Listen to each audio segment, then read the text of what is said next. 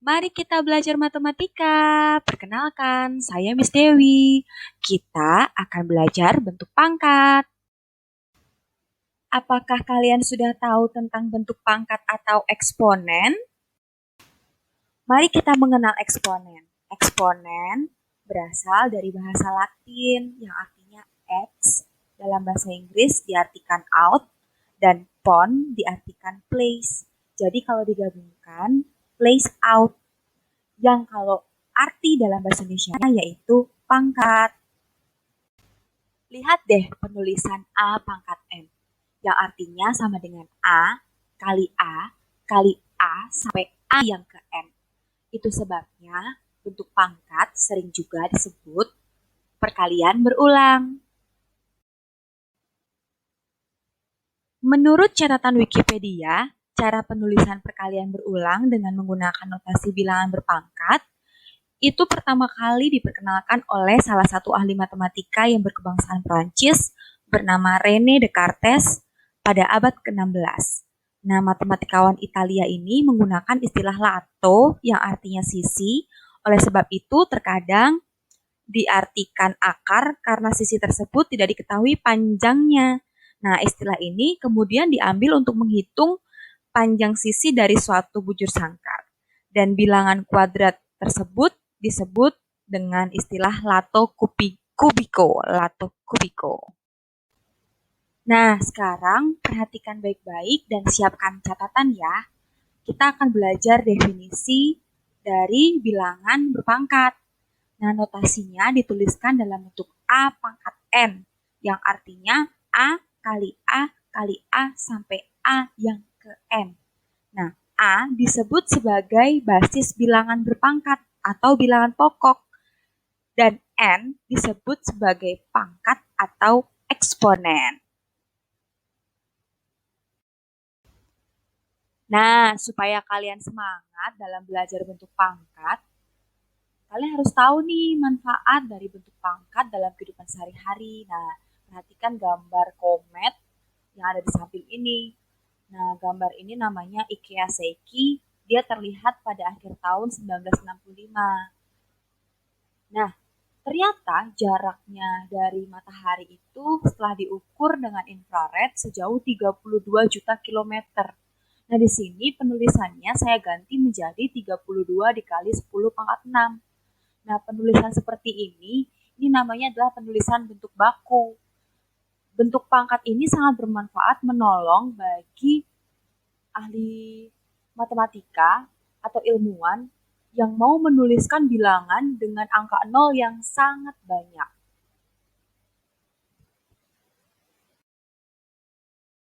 Saya akan membatasi pembahasan kita.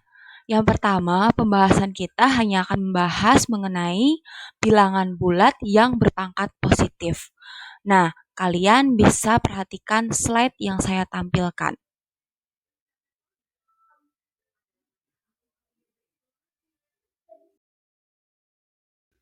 Bilangan bulat berpangkat positif memiliki beberapa sifat. Nah, yuk kita simak satu-satu apa aja sih sifat-sifatnya. Untuk sifat bentuk pangkat yang pertama, yaitu A pangkat M kali A pangkat N sama dengan A pangkat M tambah N.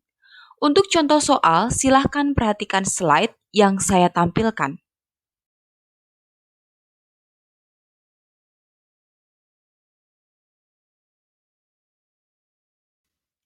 Sifat yang kedua adalah A pangkat M dibagi A pangkat N sama dengan A pangkat M dikurangi N.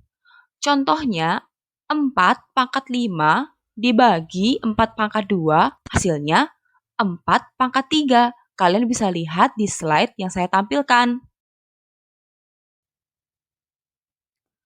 Sifat yang ketiga adalah A pangkat N dikali B pangkat N itu akan sama dengan dalam kurung A kali B dipangkatkan N. Nah, kalian perhatikan baik-baik contoh yang saya berikan.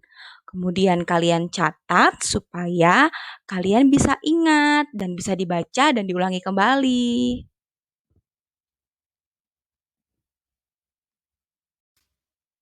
Sifat berikutnya yaitu A pangkat N per B pangkat N sama dengan dalam kurung A per B dipangkatkan N.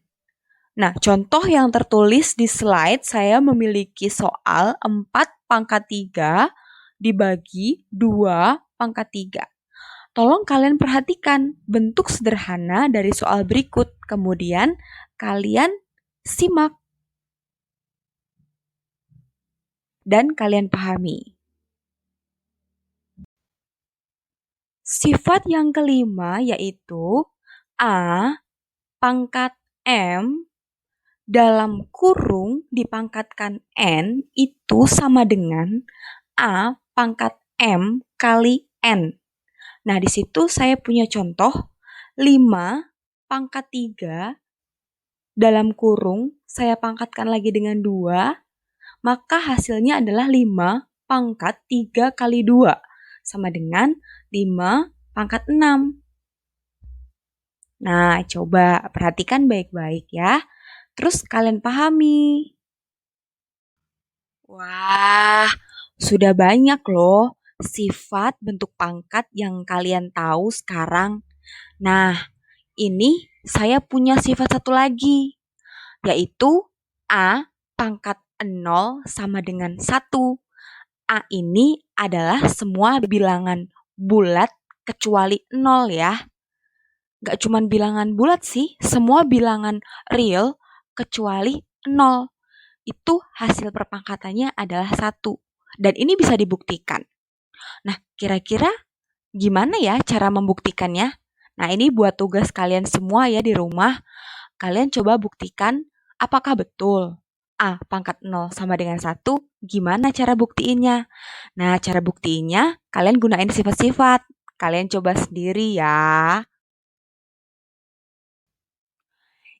Ini lagi poin penting yang perlu kalian perhatikan. Ternyata bilangan bulat itu tidak hanya bisa memuat pangkat yang positif, tapi bisa juga memuat pangkat yang negatif. Tapi jangan khawatir, pangkat negatif bisa kita tuliskan menjadi pangkat positif. Nah, cara menulisnya gimana? Kalian bisa pakai rumus ini. Rumus A pangkat min N itu akan sama dengan 1 per A pangkat N. Rumus ini juga bisa dibuktikan loh. Nah, gimana saya tantang kalian semua untuk membuktikan rumus ini? Ya, cara membuktikannya gimana? Pakai sifat-sifat yang lain yang pernah kalian ketahui. Mau selfie dulu. Udah lama nih nggak piknik gara-gara corona jadi nggak bisa kemana-mana. Ups, maaf teman-teman semuanya. Aku tadi jadi sibuk selfie. Habis bosen belajar terus gara-gara corona. Kita harus di rumah, terus belajarnya cuma lewat HP. Nggak bisa ketemu gurunya langsung. Ya, mumpung ada pemandangan, aku tadi selfie deh. Padahal tadinya aku mau kasih contoh soal merubah bilangan bulat berpangkat negatif jadi bilangan bulat berpangkat positif ya atau sebaliknya. Nah, di sini aku udah kasih beberapa contoh soal. Teman-teman bisa baca, terus teman-teman pahami. Gampang kok, pakai rumus yang tadi aku kasih aja. Kalian simak ya.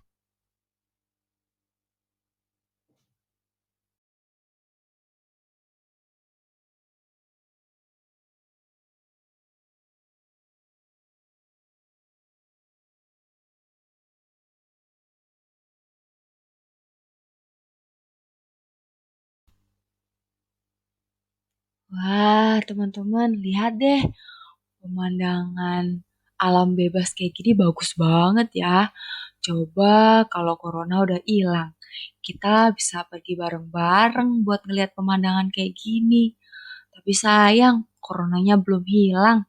Kita masih harus jaga jarak, terus kita harus rajin cuci tangan, dan jangan lupa kita rajin berdoa supaya corona segera hilang. Soalnya, aduh, tekor belajar online, ngabisin banyak kuota. Kasian kan mama sama papa. Udah masa susah kayak gini, harus cari duit, kita harus mengeluarin banyak uang untuk beli kuota. Ya udah deh. Sekarang kita balik lagi ke pembahasan mengenai bentuk pangkat. Sekarang kita fokus lagi yuk untuk balik ke pembahasan awal kita mengenai bentuk pangkat.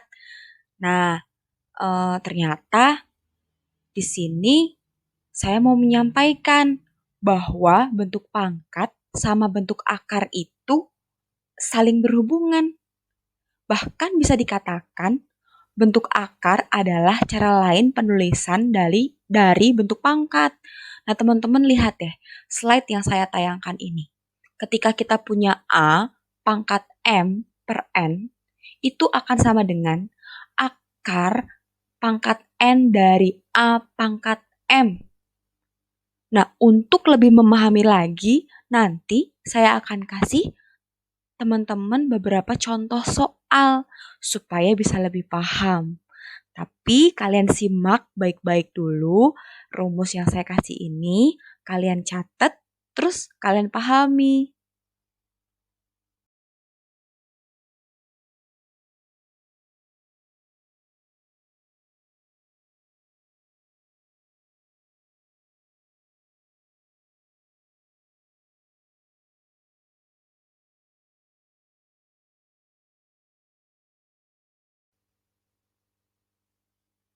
Baik, mari kita bahas contoh soal yang tadi saya bilang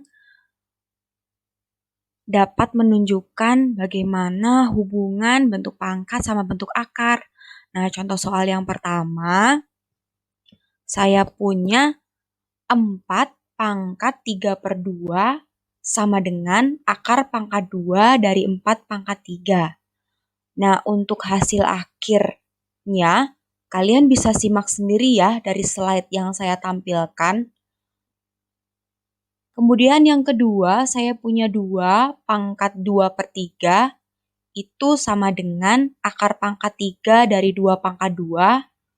Terus yang terakhir contohnya yaitu 3 pangkat 4/3 sama dengan akar pangkat 3 dari 3 pangkat 4. Nah, kalian catat, kalian simak, terus kalian pahami.